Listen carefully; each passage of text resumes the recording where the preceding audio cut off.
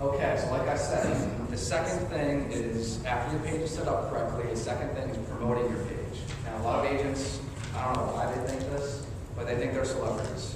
They think they're going to put up a page, and then everybody's going to follow them. They're going to set up Twitter, and everybody's going to want to see what they have to say about real estate. Unfortunately, that's not really the case. You actually do have to work to get your page promoted and get people like it. And there's a lot of things that you can do. You can't cover them all today, but the ones that you really have to do, you'll see here. There was a gentleman asking about suggesting your page to friends. It used to be this feature that was really useful on Facebook, where if you set up a business page, you could then suggest your friends over. It doesn't work quite as well anymore. If anybody's noticed, Facebook has made a lot of changes recently to pages and all this stuff, and it's really made my life quite enjoyable, as you can imagine. But for the most part, the suggest to page friends doesn't work as well as it used to. What we've noticed is by far we'll put a link in your email signature, you already heard about that. By far, it's just sending an email announcement to your sphere, saying something as simple as this. You're going to be thrilled to discover, I just hired a professional web designer to create a Facebook page for me. You're going to love it. I'm going to be giving you the most updated information on what's going on in our community, featuring vendors that you can take advantage of, giving away gift cards, whatever you plan to do on there. Make sure you become a fan today. It's so much better than just suggesting the page through Facebook. And 99% of agents, not just in this room, but in the country, will never do this. But once your page is set up, if you have somebody, maybe it's somebody you just worked with, or somebody that was a good client of yours, who's been a repeat client, call them and be genuinely excited. This is what I always tell them to say. I'm so excited, you're never going to believe what I did, because most agents know they could never set up a page like this, so it's kind of a joke. You're never going to believe what I figured out how to do. You should see my Facebook page, and it starts a conversation, because they can't believe that you actually would have created something, so technologically advanced. So call them up and get a conversation going, but at least send an email announcement. But in all honesty, the phone call will go a lot further. Include your Facebook web address and your marketing materials, listing presentation, postcards, etc.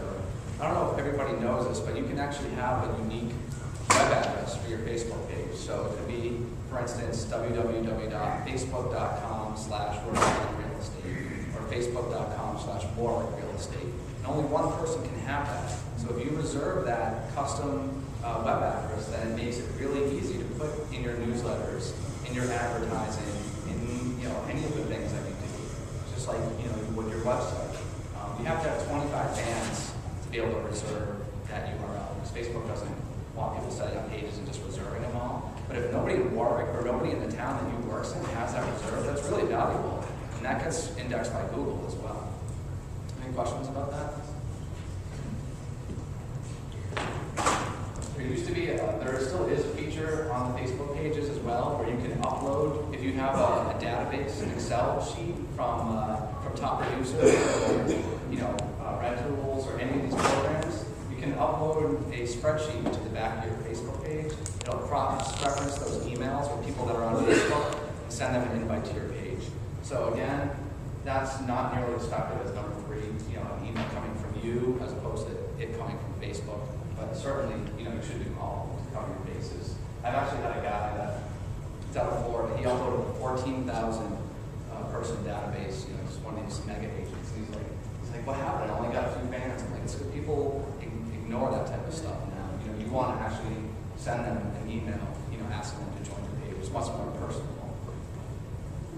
So yeah, here's the point. You're not a celebrity. It does take time and consistency to build a page. But at the very least, you have to do these things, if anything, just to get your custom web address. So you have to really work, not hard. It's not hard to send an email, but a lot of agents don't do it. So you need to do that originally to get the 25 fans so that you can get that custom URL. And then, obviously, there's fancy things you can do with your email signature. And that's one way to get people connected in the future. And there's a lot of other ways, of course.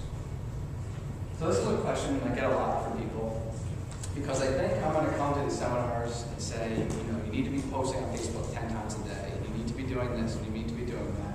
We tell you, spend as little time on Facebook as possible. Do you think Chris Heller is on Facebook all day? Of course not. Do you think any of the successful agents in your area are spending a lot of time on Facebook? Yes, some of them are. Some of them, their whole business strategy blogging and Facebook and Twitter. But those agents really are very few and far between. Most agents should be trying to spend as little time on these sites as possible, but obviously still get the benefits. So again, number one, get your page set up correctly so that it can capture leads, you can manage your online reputation. Number two, promote the page to your database. And then number three is post consistently and spend less than 15 minutes a day doing it. Really, comes down to copying and pasting. So I think I mentioned before, so Lisa, she really rarely ever posts about real estate. All she does is take articles from the local paper in which she works and copies them, copies the link and pastes them. And she's basically being a community resource. She's telling people about the school committee meeting or when the Route 9 is being repaved, and when all these other, about the pumpkin patch contest that's going on this weekend. She's just telling people about what's going on in the community. She's not self-promoting.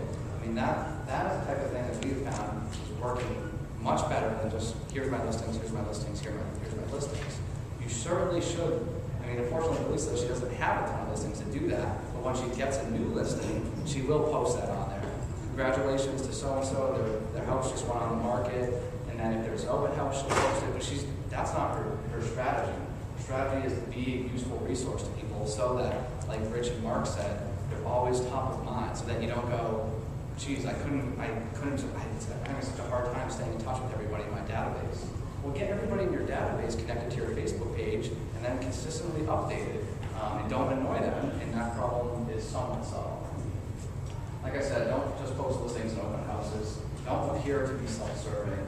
The key to Facebook updating is balance.